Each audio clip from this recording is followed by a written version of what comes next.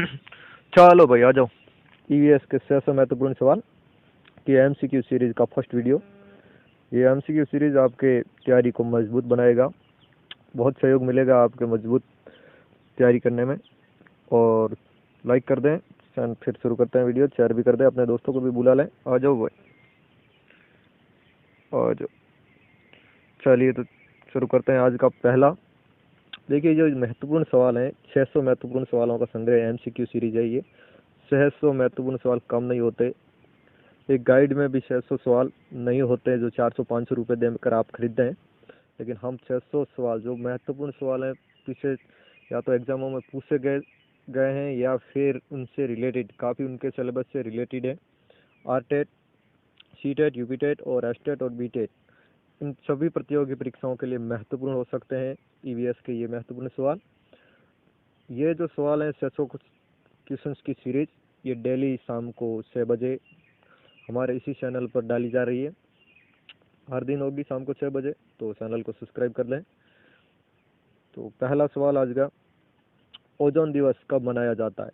MCQ series का पहला सवाल पटेल सर लाइव चैनल पे। एमसीक्यू सीरीज शुभारंभ के साथ पहला सवाल, ओजोन दिवस कब मनाया जाता है? चलिए कमेंट, बढ़िया, बेहतरीन। ओजोन दिवस, ओजोन दिवस, बिल्कुल। ऑप्शंस यहाँ पे क्वेश्चन शो होगा आपको, यहाँ पे पूरे पूरे जो भी आपके जो ऑब्जेक्शन बोले तो ऑब्जेक्टिव जो आंसर हैं वो यहाँ पर शो कर दिए जाएंगे। ठीक है, समझ में आ रहा होगा आपको। बिल्कुल शानदार लुक के साथ, क्रिएटिविटी के साथ इस तरह से एमसीक्यू सीरीज चलाई जा रही है, बहुत ही आकर्षण के साथ। ठीक है, ओजोन दिवस, ओजोन दिवस कब मनाया जाता है? तो ओजोन दिवस पर एक बात करें तो एक मॉन्ट्रियल समझौता हुआ था। ओजोन परत के क्षरण जो क्षतिग्रस्त हो रही थी उसके लिए पर्यावरणविदों ने चिंता जाहिर की और एक मॉन्ट्रियल समझौता हुआ था 1987 में। कब हुआ था? 1987 में हुआ था ये मॉन्ट्रियल समझौता। इसकी जो डेट थी वो थी 16 सितंबर। जो ये समझौता हुआ वो कब लागू हुआ था? 16 सितंबर। तो ओजोन दिवस भी है वो 16 सितंबर को मनाया जाता। तो ऑप्शन नंबर ए राइट होगा इसका। एमसीक्यू सीरीज का सेकंड सवाल, वस्त्रों को सुरक्षित रखने के लिए वृक्ष की पत्तियां सुखाकर वृक्ष के नीचे रखी जाती है। कौन से वृक्ष की? ये वृक्ष की जो पत्तियां हैं वो केवल कपड़ों के नीचे भी नहीं रखी जाती, बाकी अनाज में भी इन पत्तियों को डाल दिया जाए तो अनाज भी है वो खराब नहीं होता, इसमें बैक्टीरिया जीवाणु पैदा नहीं होते हैं। बहुत ही लाभकारी इसकी पत्तियां होती है, इस पेड़ की पत्तियां। तो वो पेड़ बताना है आपको कौन सा है। बरगद, अशोक का पेड़, पीपल का पेड़, कौन सा है? बहुत बढ़िया, आपके आ रहे हैं, बिल्कुल शानदार, बढ़िया। नीम का पेड़, कौन सा है? नीम का पेड़। ये बहुत ही, इसकी जो पत्तियां लाभकारी होती है। तो ऑप्शन नंबर ए इसमें भी राइट है। ठीक है, नेक्स्ट सवाल पे चलते हैं। चलो जी, पर्यावरण दिवस कब मनाया जाता है? पता नहीं कितने एग्जामों में पूछा जा चुका है और अभी तो सबको कंठस्थ भी हो चुका है जैसा कि मुझे दिख रहा है। बेहतरीन, पर्यावरण दिवस, बेहतरीन, बहुत ही बढ़िया। सब अच्छे बच्चे को पता है। प्राथमिक स्तर की कक्षाओं की जो पाठ्य पुस्तकें हैं उनसे शुरू हो जाता है पर्यावरण दिवस का। तो बहुत ही बढ़िया, बेहतरीन, ए बिल्कुल ए राइट है, 5 जून को। ठीक है, बेहतरीन बेहतरीन। आपकी तैयारी देखकर लग रहा है मुझे कि ये जो मैं सवाल लेकर आया उनका स्तर कहीं ना कहीं निम्न रह गया। बहुत ही बेहतरीन तैयारी के साथ हैं आप, बहुत खूब। चलो जी, नेक्स्ट सवाल पर चलते हैं। सुनामी का मुख्य कारण, सुनामी का मुख्य कारण निम्न में से कौन सा है? सुनामी किसके कारण आती है? बोलिए। ज्वालामुखी फटने के कारण, चक्रवात के कारण, या फिर प्रति चक्रवात के कारण? बोलिए। बिल्कुल बिल्कुल, ऑप्शन आ रहे हैं, बहुत ही कंफ्यूजन भरे। बिल्कुल बिल्कुल जी, बिल्कुल बी, ऑप्शन नंबर बी, भूकंप के कारण। सुनामी का मेन जो मुख्य कारण होता है वो होता है सुनामी। चलिए जी, नेक्स्ट सवाल पे चलते हैं। बिल्कुल बिल्कुल, 6 बजे डेली क्लास चलेगी शाम को, एमसीक्यू सीरीज। बहुत ही आपके कंपटीशन एग्जाम के लिए जो ईवीएस के सवाल है 600 सवाल, वो हम लेके आएंगे बिल्कुल नए आकर्षण के साथ, जो कि आपको दिख रहा भी होगा। बेहतरीन, बहुत खूब, बहुत खूब जी। चलिए नेक्स्ट सवाल पे चलते हैं। निम्नलिखित में से कौन सी गैस ज्वालामुखी उद्गार के समय नहीं निकलता? यानी कि जब ज्वालामुखी फटता है तो कौन सी गैस है वो ज्वालामुखी फटने के कारण नहीं निकलती है, वहाँ से क्रिएट नहीं होती है? बोलिए। बिल्कुल, हाइड्रोजन, कार्बन डाइऑक्साइड या उपरोक्त सभी। तो ये डी तो मैं निकाल देता हूँ, ये ऑप्शन में है ही नहीं, तो अब आपको देना है। यहाँ पे पूछा नहीं निकलती है, ठीक है, बहुत खूब, ऑक्सीजन बिल्कुल राइट। ठीक है, ए ऑप्शन सीधा राइट। नेक्स्ट सवाल पे चलते हैं। चलो, मानव पर्यावरण कॉन्फ्रेंस 1972 का आयोजन कहाँ पर हुआ? ये पहला पर्यावरण को लेकर ये कोई पहला सम्मेलन था साथियों, ठीक है, ये भी आपको ध्यान होना चाहिए कि ये पहला सम्मेलन था 1972 को लेकर, और इसी के बाद 5 जून को पर्यावरण दिवस मनाया जाना शुरू हुआ था, ठीक है। इसी आयोजन के बाद पर्यावरण को लेकर ये पहला कोई सम्मेलन था, ठीक है। ऑप्शन ए और सी में कंफ्यूजन क्रिएट हो रहा है। ठीक है, ठीक है, ठीक है, बी ऑप्शन राइट होगा इसका, स्टॉकहोम। ये पहला आयोजन था, स्टॉकहोम में हुआ था, और उसी के बाद 5 जून को पर्यावरण दिवस के रूप में मनाया जाने लगा। ठीक है जी, नेक्स्ट सवाल। ऊर्जा प्रदान करने वाला सबसे बड़ा प्राकृतिक स्रोत, सबसे बड़ा पूछ रहा है और प्राकृतिक भी पूछ रहा है। चलिए, नदी, झरने, उपरोक्त में से कोई नहीं, पेड़ पौधे या सूर्य। ठीक है, बेहतरीन, बिल्कुल एक तरफा ही उत्तर आ रहा है। चलो जी, ए, बिल्कुल बिल्कुल बिल्कुल ए, बिल्कुल बिल्कुल बिल्कुल। देखिए, मुझे पी प्रीमियम पे इसीलिए लगाना पड़ा ताकि पहली वीडियो थी, किसी प्रकार की कोई चूक ना रह जाए लाइव के दौरान, इसलिए 2-3 क्लासें हैं वो इसी प्रीमियर पर लगाई जाएगी, और ऑब्जर्व किया जाएगा कि कुछ कमियां तो नहीं निकल रही है, फिर उसके बाद लाइव चलाना शुरू कर देंगे। तो 2-3 क्लास तो रुकना पड़ेगा। चलो जी, नेक्स्ट सवाल पे चलते हैं। बेहतरीन तैयारी है आपकी। नदियों में जल प्रदूषण की जांच किसकी मात्रा से की जाती है? नदियों में जल प्रदूषण की मात्रा की जांच, आप नदियों का छोड़िए, अगर आपको पानी का गिलास दे दिया जाए और आपको कहा जाए कि इसकी शुद्धता की जांच करनी है, तो आप किस प्रकार से करेंगे? इस प्रकार से भी आप समझ सकते हैं। पानी की मात्रा से, क्या कम पानी दिया जाए तो वो गंदा प्रदूषण है, और ज़्यादा दिया जाए तो वो साफ है? बिल्कुल ऐसा नहीं होगा, ठीक है। हाइड्रोजन की मात्रा से बिल्कुल नहीं। ऑक्सीजन की मात्रा, यानी कि जल में घुलित ऑक्सीजन, जिस जल में ज़्यादा ऑक्सीजन घुलित होगा वो एकदम शुद्ध पानी होगा, और जिसमें ऑक्सीजन की मात्रा कम होगी वो अशुद्ध होगा। बिल्कुल ऑप्शन नंबर ए राइट होगा इसका भी। ऑक्सीजन के आधार पर जल प्रदूषण की है वो जांच की जाती है। नेक्स्ट सवाल। फूलों की घाटी, नंदा देवी, ठीक है, नंदा देवी जो एक उद्यान है उसी से संबंधित ये प्रश्न है। फूलों की घाटी, तो उत्तराखंड, ऑप्शन नंबर ए, ठीक है, इसमें कुछ, ठीक है। नेक्स्ट सवाल पर चलते हैं। बिल्कुल बिल्कुल बिल्कुल। ब्याह कहाँ रहती है? आवास बताना है। ब्याह का आवास, घर आवास होता है वो मानव का होता है। बिल है वो चूहों का होता है, खरगोश का भी होता है, ठीक है।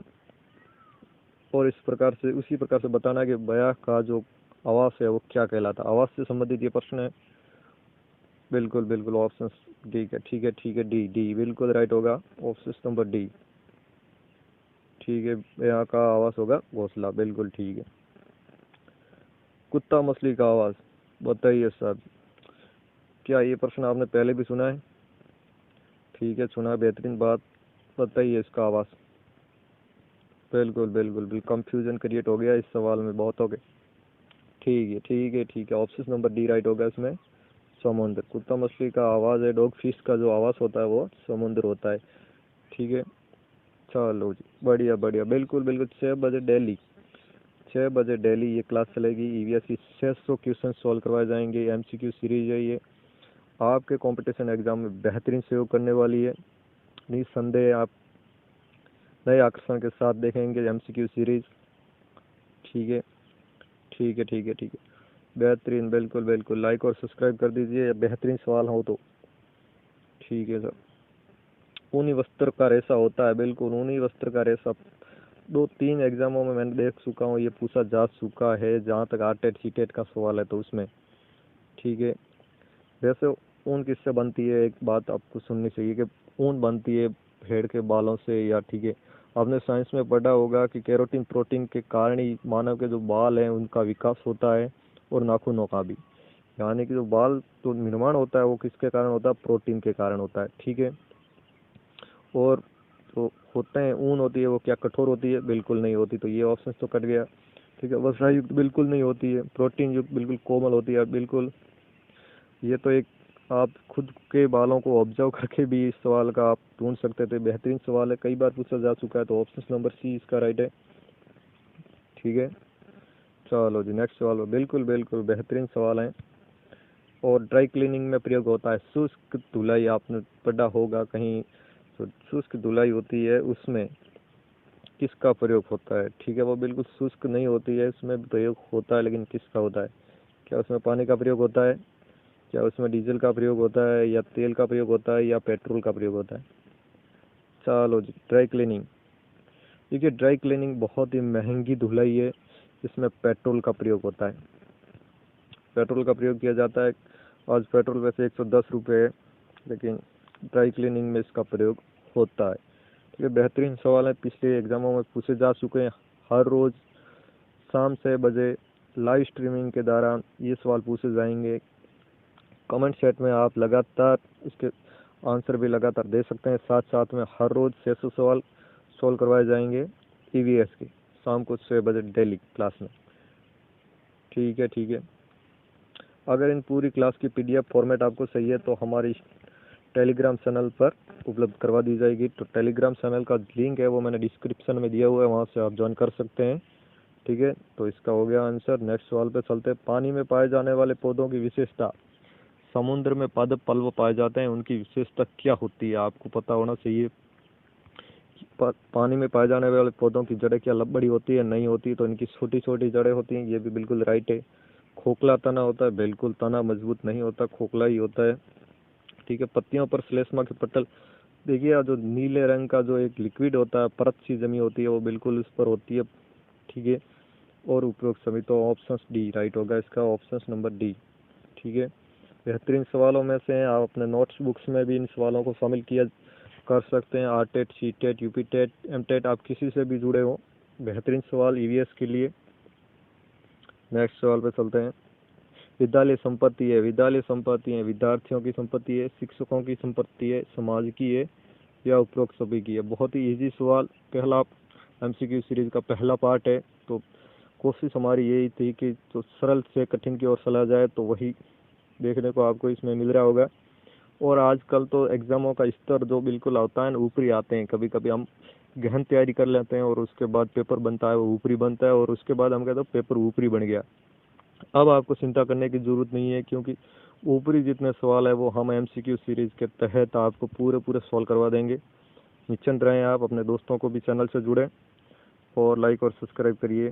ठीक है, तो विद्यालय संपत्ति किसकी होती है? उपरोक्त सभी की। तो ऑप्शन नंबर डी राइट होगा इसमें। ठीक है, बिल्कुल बिल्कुल बिल्कुल ठीक है। जो आज तो प्रीमियम वीडियो चलाए जा रहे हैं, लेकिन तीसरा पार्ट होगा वो लाइव होगा। हर सवाल पे 10 सेकंड का टाइम पर हम रुकेंगे और उसके बाद आगे चलते रहेंगे। आप लाइव उस पर जवाब दे सकते हैं तीसरे पार्ट से। ठीक है, तो तब तक आप जब प्रीमियर वीडियो उनको ही देखते रहें, लाइव जुड़ते रहें उनके साथ, अपने दोस्तों को भी शेयर करें। और इनके जितने भी जो पीडीएफ फॉर्मेट आपको दिख रही है स्क्रीन की, इनकी पीडीएफ फॉर्मेट चाहिए तो हम टेलीग्राम पर डाल रहे हैं, वहाँ से आप डाउनलोड कर सकते हैं और अपने नोट्स में और इम्प्रूव कर सकते हैं। ठीक है, नेक्स्ट सवाल पे चलते हैं। जल संरक्षण हेतु आवश्यक है, जल को बचाने के लिए बिल्कुल आवश्यक है। ठीक है